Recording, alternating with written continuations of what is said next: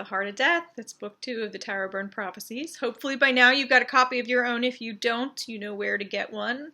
I do have it listed all on my website, but you could also just contact me if what you want is a signed copy. Without further ado, I'm going to read Chapter 1. Chapter 1, Unfinished Business. Quinn. Marrying Rhaena was not my first act as king. Oh, I wanted it to be, but stepping into the role of ruler in a kingdom ruined by chaos over the last few years meant there was little that didn't demand my immediate attention, in one way or another. No, my first act was to direct the surrender of the king's army to the resistance forces. Officers were to be tried for war crimes based on their actions under Brunner, and foot soldiers, all 12,000 of them, were given the opportunity to appeal for clemency in return to their lives, their penance in helping restore order in one way or another. I'd seen enough death to last 10 lifetimes. I wasn't about to steal men's lives for being on the wrong side of a war. Mercy, Rhaena says, defines a king. And if I must rule, I intend to do it properly, especially since my grandmother would have my head if I didn't. I smiled. Grandma Elle had a ring to it. She hadn't arrived at the capital yet, but I expected her any day. Kelford had sent words weeks ago. Once the news traveled to Gillismere, it took everything in his power to keep Madame Bonferno from leaving that very night. He'd somehow managed to convince her to wait and travel with Miguelson's party, or so his letters proclaimed. I pictured it easily enough, though. She'd fight anyone standing in her way to get to family. Governor Miguelson of Gathlin was a member of the High Council who had played a pivotal role in helping us get Rhaena's message to the resistance forces. Without him and his messengers, our army never would have made it to Rhaena's side in time to help take control of the king's army once Brunner was dead. I would be glad to see him again, but I'd be far gladder to see my grandmother. If someone told me a year ago what kind of turn my life was going to take, I would have brushed it off as pure hogwash. I'd gained a grandmother and a kingdom almost overnight.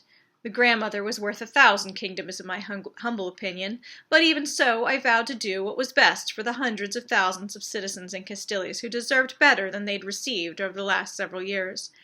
Marrying Rhaena wasn't even my second or third or fourth act as king. Actually, I hadn't yet married Rhaena.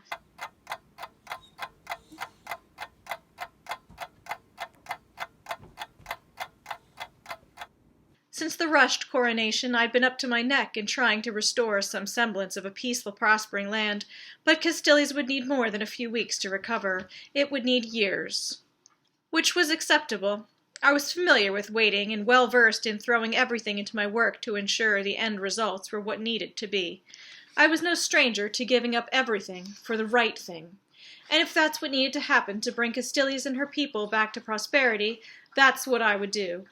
How many times had I done so before? I'd lay awake in the ridiculously enormous bed in the outrageously enormous bedroom that once belonged to my mother and father, my biological mother and father, and stared at the ornate painted ceiling, contemplating my life choices and how I'd come to be the king of one of the biggest nations on Lyron. I rubbed my eyes. Kings probably weren't supposed to debate the wisdom of such things. Surely they were supposed to accept their destiny as it had been handed to them. But then I hadn't exactly been brought up with the wisdom of kings past. My destiny had come as a surprise even to me. I almost didn't hear the tap at the door. If I'd been asleep, I would have missed it entirely, but that was probably intentional on her part. "Come in, Rhaena," I said. The massive door opened a crack, revealing a sliver of Rhaena's profile. "I'm not sleeping," I told her. She slipped into the room, closing the door with the smallest of clicks, and leaned against it, a shy smile on her face. She viewed me from across the room. "How did you know it was me?" she asked softly, her inquisitive eyes narrowed. I could watch her brain work all day or all night and never get tired. I knew because I always knew, but instead I answered, who else would dare wake a slumbering king? "You just said you weren't sleeping." I fought a smile. "I'm awake either way, She glared at me with raised eyebrows, amusement tugging at the corners of her lips again. "I'll go," she threatened, but the smile on her face widened in contrast to her words. I rolled onto my side and patted the mattress beside me. "Sit." She made no sound as she crossed the carpet to the bed. Truth be told, a herd of horses could probably cross this carpet without a sound given the thickness of the pile. The coin sunk into every corner of the castle reminded me of the wealth of the royal family of the southern plains. Other than the plains, I'd never seen anything remotely comparable. Raina crawled onto the bed beside me, her nightgown half held in one hand so she wouldn't pin it down as she moved forward on her knees. She let it go, lay down, and curled against my side, resting her head on my arm, careful to keep the talisman she wore around her neck from hitting my skin. The bloody pendant had shocked me more times than I could count in the past few weeks. I'd learned to cover it with a hand when I leaned in to steal a kiss, lest it shock my chest and stop my heart. Hands absorbed a shock much better than a heart ever would. "There was a time you would have died of mortification at the thought of lying beside me in bed," I said.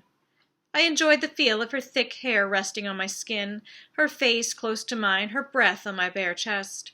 My words were true. A mere few months ago, she would have turned beet red at the thought of lying beside me in a bed. Not that I wasn't glad for the change. I was. "Are you complaining, Queen D'Arturio?" She tilted her head to look at me. I wouldn't dream of it. I looked back at her and smiled, loving that she still called me by my name, my real name. Erin Alexandra Morel of Brenwyn didn't exist here, not between us. "Good," she replied, nestling down again. I breathed in her scent and closed my eyes. Something lemony with a hint of an herb I couldn't identify. Intoxicating nonetheless. She was mine and I was hers, and a dream I never could have imagined turned reality.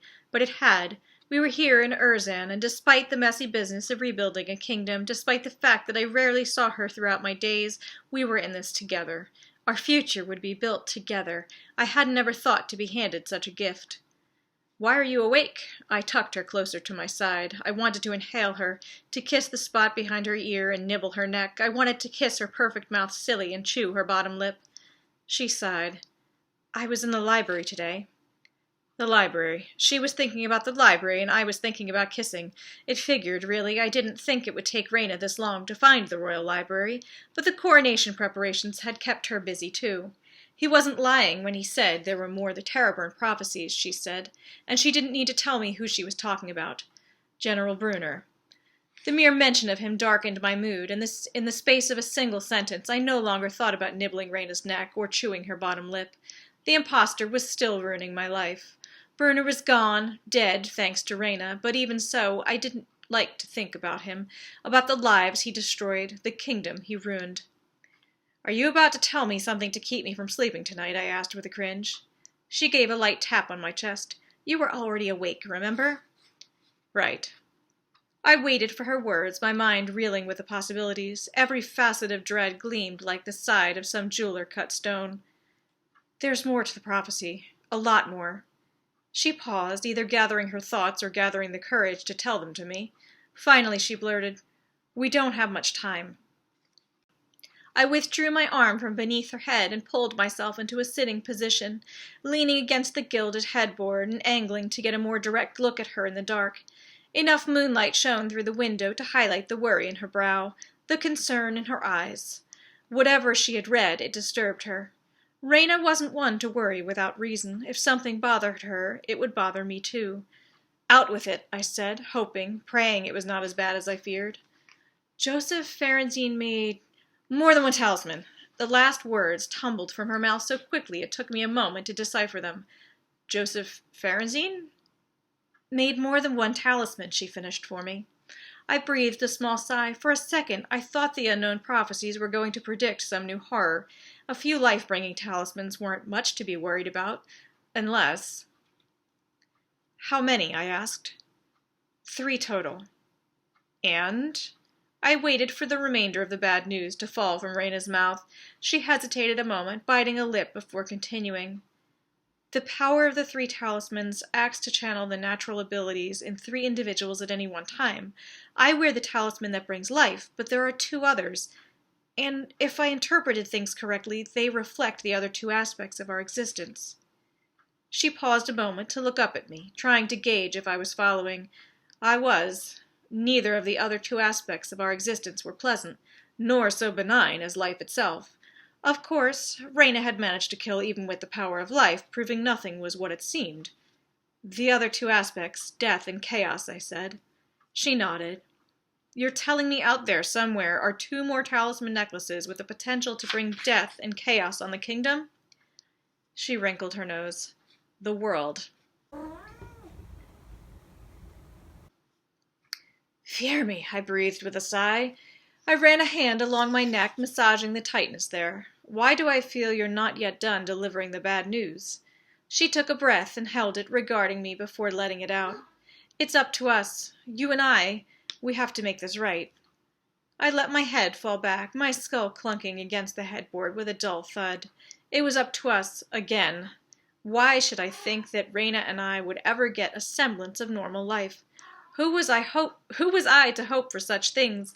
I reined in the errant thoughts, pulling them tight, stopping them short.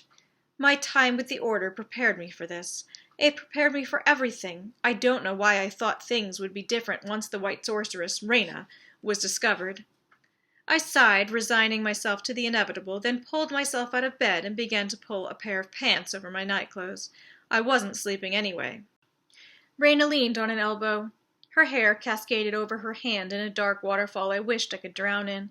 It was shorter than she used to keep it, but I suspected she used the talisman to grow it since her recent cut. The locks seemed to have gotten longer again quickly. "What are you doing?" she asked, her eyes falling on my chest. I hoped she was admiring the muscles there and not the smooth scar near the center of my abdomen. The scar was one more to add to the collection I'd earned. For the things I'd done, I deserved them all. Heading to the library, I shrugged a tunic over my head, concealing both my muscles and the scar. "Are you coming?" "Why do you get to get dressed first?" She stood and gestured to her nightgown. I raised an eyebrow. "Because I don't go sneaking into other people's rooms in the middle of the night?" She pressed her mouth into a line and issued me a cocked eyebrow of her own. "You don't normally have complaints when I sneak into your room in my nightclothes. Stay put, I'll be right back." With that, she leaped from the bed and disappeared from the room. In another moment, she reappeared wearing a deep blue silk robe tied at her waist. I followed Raina's lead through the stone hallways, past the flickering oil sconces on the walls, and down several sets of large stone stairwells. I nodded at each set of guards stationed in various locations along the castle corridors. With peace only recently restored, the personal guard insisted on setting up watch, even though I had said it wasn't necessary. I suppose that's what I should expect for making Agent Brigantino captain of the guard. At least the guards we passed looked watchful and alert, each one holding a fist to his heart as I passed. I expected no less of former agents, but I wished they'd stop saluting me. The library was in the castle's lowest level, to keep the books safe from heat and humidity during the summer months. The cool air wasn't good for them either, but it was better than exposing the invaluable ancient texts to the sunlight and varied temperatures of the castle's upper levels. As we entered the oldest section of the library, I brushed my fingers across the carvings in the dark stone archway mottled with lichen. IV3.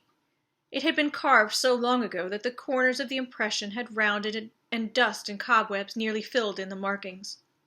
"What does IV3 mean, do you think?" I mused out loud. She paused, looking up at the dark stone in the middle of the arch, keen eyes observing. She was quiet a long moment, considering. "Urzan Verity." Urzan's truth. A library could be labeled as such. Urzan's vernacular, perhaps? Urzanian vestibule? Urzan's veranda? Veranda? I questioned with a laugh at the irony of comparing an underground library to an outdoor patio. Or a garden. Was a veranda a garden? I wasn't sure. "Either way, it still doesn't address the 3. I've no idea," she said. We left the archway puzzle behind and traveled through the stacks. The library itself looked more like a dungeon than a fountain of knowledge, the dark stone walls seeming to press inward the farther back we ventured. Raina grabbed a low-burning oil lantern from the wall before we pressed into the narrowest of the passageways between the stacks. "It gets darker back here," she explained. "Tighter, too," I commented. She didn't reply, but trailed her fingers across the books until she found what she was looking for. She pulled a leather-bound tome from its place on a dusty shelf before turning back the way we'd come. Once we reached a small table, she placed the book down, sending plumes of dust into the air that tickled my nose. I suppressed the urge to sneeze. I'd have to task someone with cleaning the library soon. 'Twas a crime for a place so important to have fallen into disarray. "Why didn't you leave the book out?" I asked, wondering what made her put it into the library's darkest corners. She asked distractedly, flipping the yellow pages. "Earlier. If you looked at it earlier, why not just leave it out to return to later?" "Oh, I didn't want anyone else coming across it." as though anyone else would be spending time in the darkest corners of the dungeonesque library. She ran a finger across the words on pages before finding what she was looking for. "Here," she said, sliding the book toward me. I took a moment to center myself before reading the bad news that awaited. Here, I am here and now. Then I let my eyes scan the page. The true king sits on the throne at last, a short-lived peace, which passes fast. Months at best, till the scale tips. The kingdom has until the first eclipse. What's dead is alive, what's alive is dead. The veil has thinned in places shred. To mend what's broken, 3 must travel, scour the plains, or worlds unravel. The bringer of life, the king, the one who failed, find the heart of death through much travail. Only in death can balance restore, for a time at least, till the next great war. For the chaos wielder has allowed the balance to slip, too long, too proud, that Lyron may fall to darkness and mayhem when the power rests in the stone of the diadem. To fix forever chaos bound, only then balance found.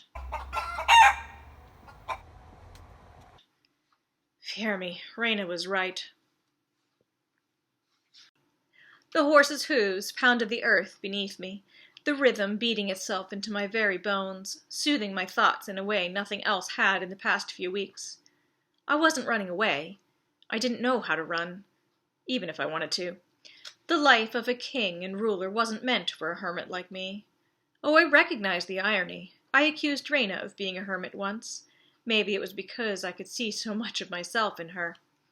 With the coming and going of what seemed like 100 advisors every day, the forming of the guard under Brigantino's command, and reassigning agents from the order as they arrived from the capital, my head was spinning. Most days I couldn't even hear my own thoughts. Add to all of it the weight of another prophecy, and I'd lost my balance entirely. But here, crouched low on Chiron's neck, galloping across the nearby plains, the wind in my ears, and for once I could breathe. We approached the small stream that wound its way in coils back and forth across the land, and rather than splashing through it, I shortened the reins, stood in my stirrups, hunched over Chiron, and gave him the signal to jump. He was more than ready to oblige, and we sailed through the air, landing on the other side of the stream with hardly a thump, as though the horse had been born with wings. Then I felt myself doing something I hadn't done in a long time. I laughed. This horse could jump.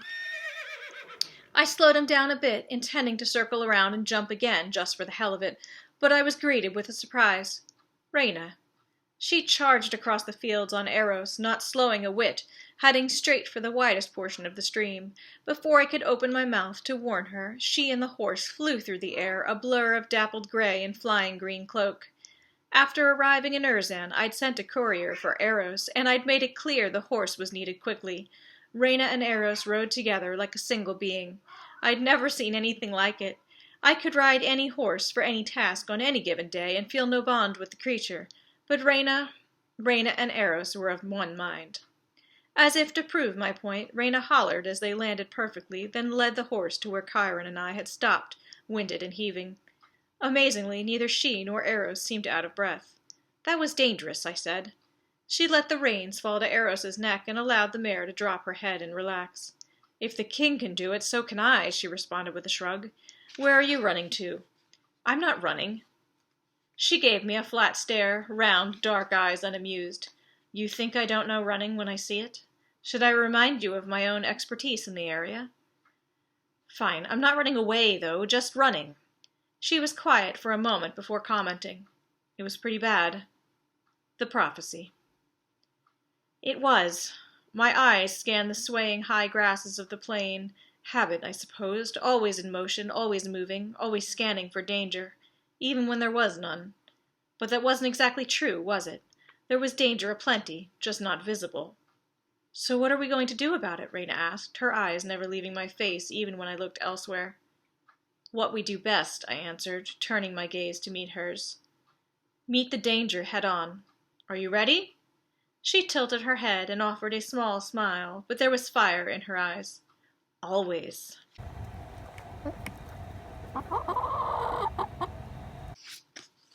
So that's it. That's the first chapter. And I'm going to, I think, ask you guys how many times you heard my cat's chirping at me or my dogs walking across the floor. It actually took me, I don't know, 15 tries before I finally got through the entire first chapter, mostly because there's not a day that goes by here without a minute or two of interruption in between everything. Good times, good times. It's amazing I get a book written at all. So, that's it. You want to hear more? Order it, get online, get it done.